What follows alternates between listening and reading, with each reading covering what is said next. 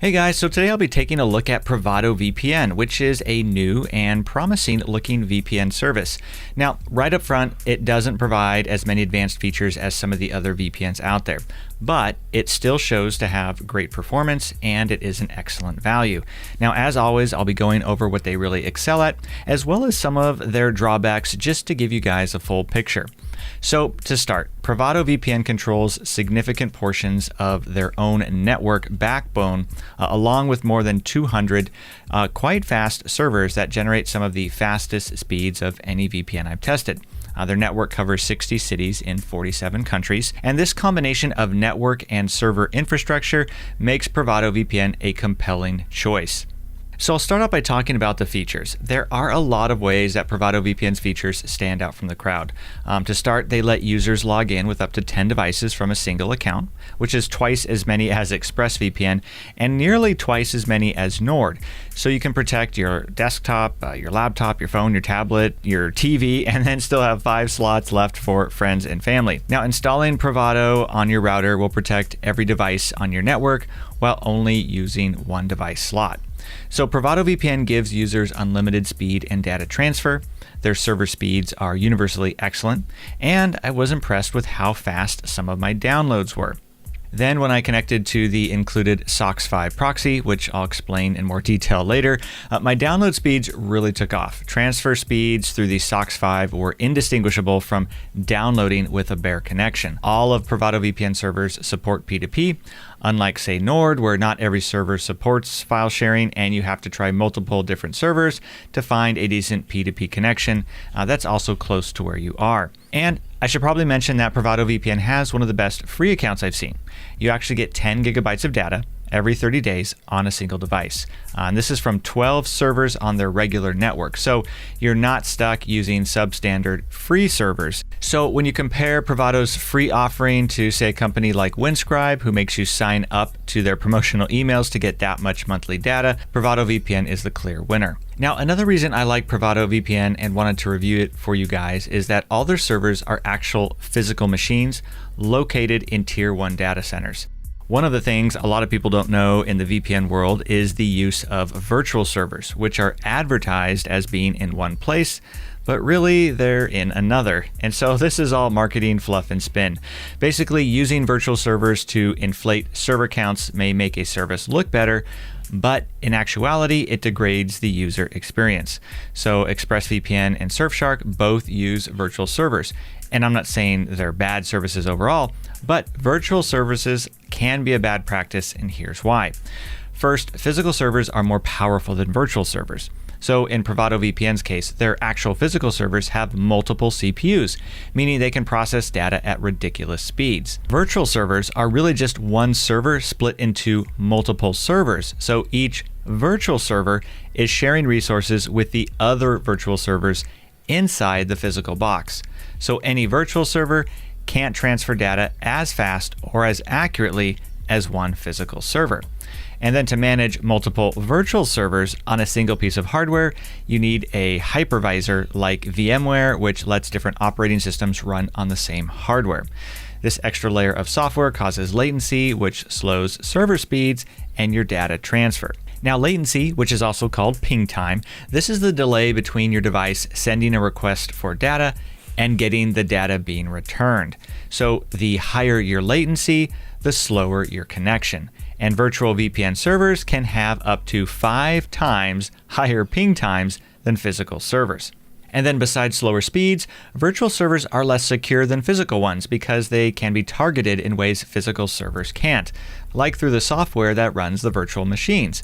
And if a hacker gets access to one virtual server, they can access all the virtual servers running on that machine, putting you at higher risk for receiving malware or being spied on. And so according to tests run by Restore Privacy in 2019, 5 of the 8 VPNs they tested used virtual servers. And in the case of providers like HMA and ViperVPN, more than half of their servers were probably virtual. So PrivadoVPN owns and operates most of its own infrastructure, from the physical servers to the actual fiber lines carrying the encrypted data. So their network is very reliable. It's secure, it's private, and it's fast.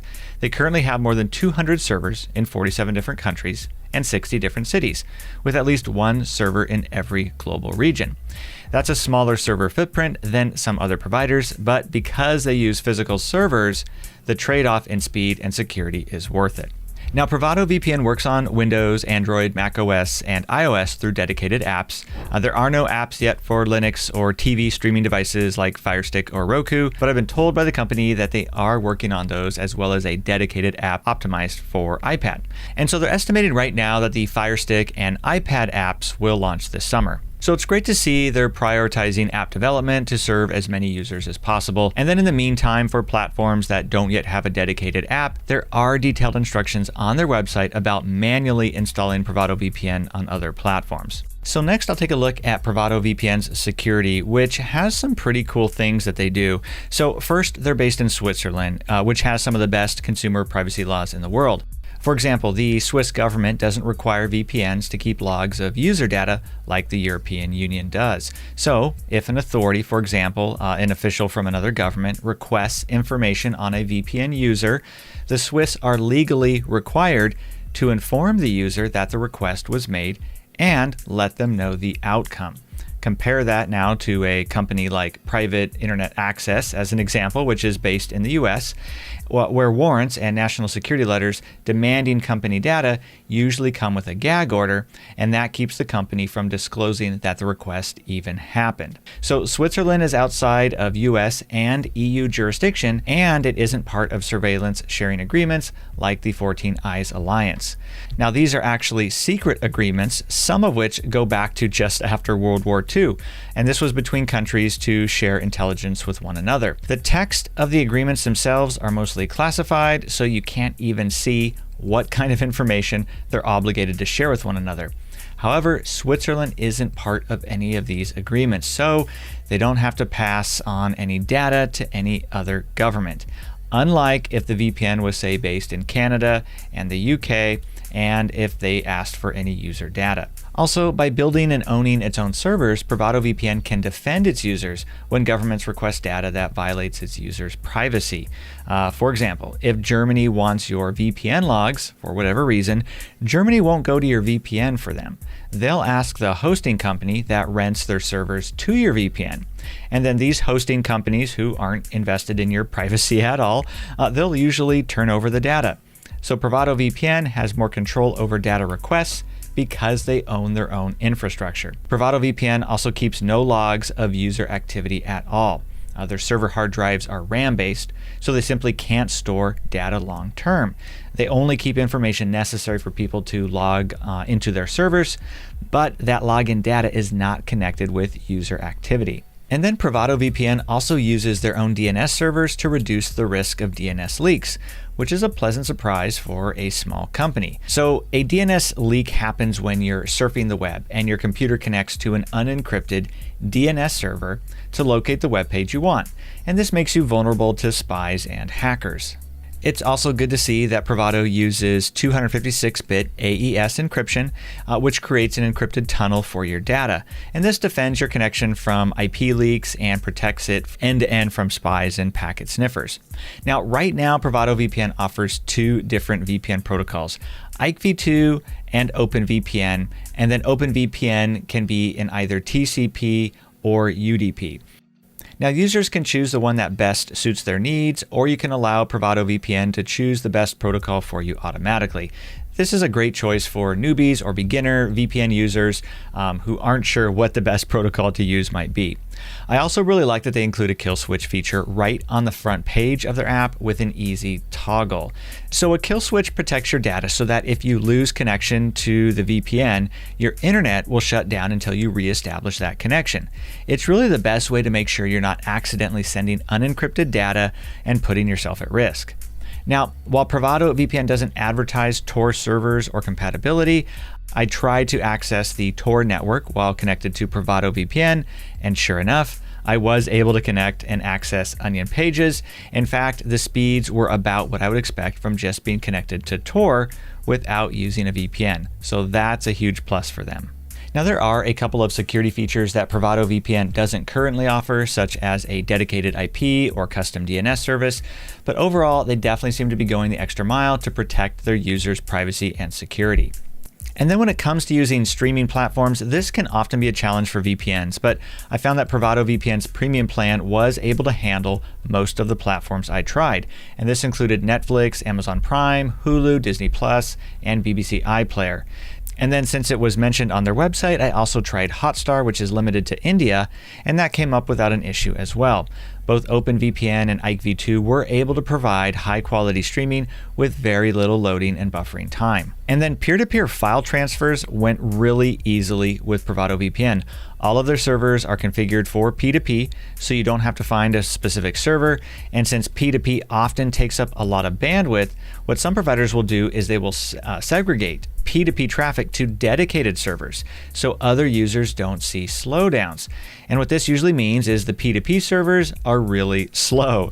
So by contrast, what PrivadoVPN has done is they built a fast IP network backbone to handle the bandwidth needs of torrenters without slowing down the other customers. So basically what this means to you is you can choose the server that's going to give you the best speeds no matter where you're located, instead of having to connect to a specific P2P server.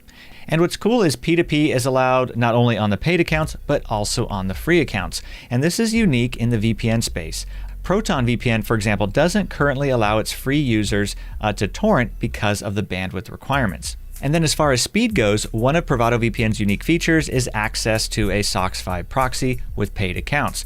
Basically, a SOCKS 5 proxy is like a VPN in that you send all of your data through a different server to make your connection anonymous. Unlike a VPN though, it doesn't encrypt that data, which makes it a lot faster for large files. Of course, successful torrent transfers require everybody you're sharing with to have access to your IP address. But with a SOCKS 5 proxy, they only get to see the IP of the proxy server, which of course doesn't contain any of your identifying information, so you remain anonymous. Also, you can specifically set your torrent client to use the SOCKS 5 proxy servers while the rest of your internet usage goes through the VPN-specific servers. So your P2P client can use the faster proxy server, but the rest of your data will keep the benefit of 256-bit encryption. And this was a really cool move on PrivadoVPN's part because users who primarily want the anonymity of a VPN without worrying too much about hiding their actual data can get faster downloads through SOCKS 5. Now, regarding PrivadoVPN's support, they did a nice job. They were friendly, knowledgeable, and actually read my support ticket instead of just sending a canned response that was kind of related to my question.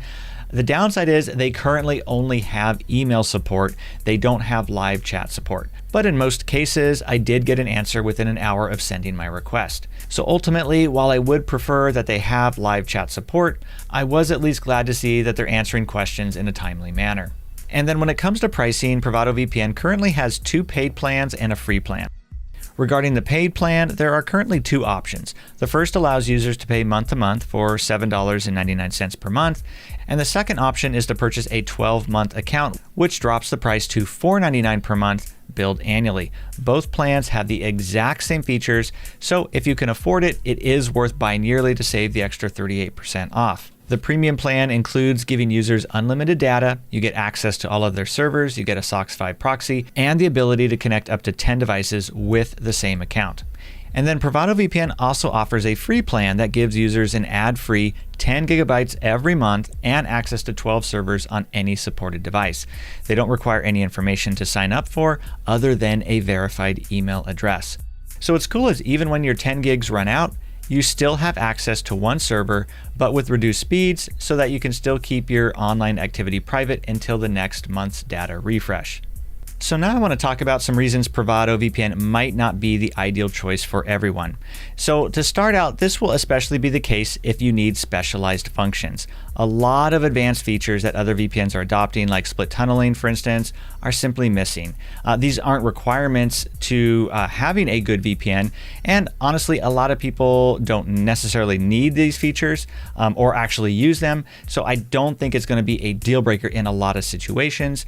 So if you're someone who's newer to VPNs and you're not even sure what split tunneling is or if you'd use it, I don't think it will probably be a deal breaker in your situation. Also, being a newer VPN, they don't seem to have as many protocols compared to some of the more established and popular VPNs. For example, they don't currently have their own WireGuard protocol listed. That being said, again, most people are fine with Ike V2 and OpenVPN. Those are both excellent and well-established, trusted protocols to use. Also, PrivadoVPN's fast servers make up for the extra speed WireGuard usually produces. And again, I didn't experience any significant slowdowns with the protocols that they offered. So ultimately, would I recommend PrivadoVPN? Absolutely. Privado is one of the easiest VPN services I've used. Their apps have a simple interface, making them perfect for VPN newbies, and they have fast and reliable servers as well. The SOCKS 5 proxy feature and ability to use any of their servers when file sharing makes them ideal for those who torrent on a regular basis. Also, having the ability to connect up to 10 devices simultaneously makes them a great value for those needing more connections than the 5 or 6 that is commonly offered with other VPNs. And finally, when you factor in that they build and own their own servers, they're located in Switzerland, and that it's impossible for them to store any data long term, you end up with some compelling reasons to choose PrivadoVPN, even over the more established and popular VPNs out there. Now, if you decide to give them a try, they do offer a 30-day money-back guarantee, so you can always get a refund if you're not happy. I'll put a link down in the description, and as always, I'll include any of the best deals or discounts I can get for you guys, so feel free to take advantage of those if you like. But otherwise, thanks so much for watching. Hopefully you found this review helpful. If so, please leave a thumbs up, as I always appreciate that. And if you have any questions about PrivadoVPN or any other VPN questions, please don't hesitate to share those below, as I love getting to answer as many of those as I can. Otherwise, thanks so much for your time. Again, I appreciate you guys watching, and I'll see you in the next video.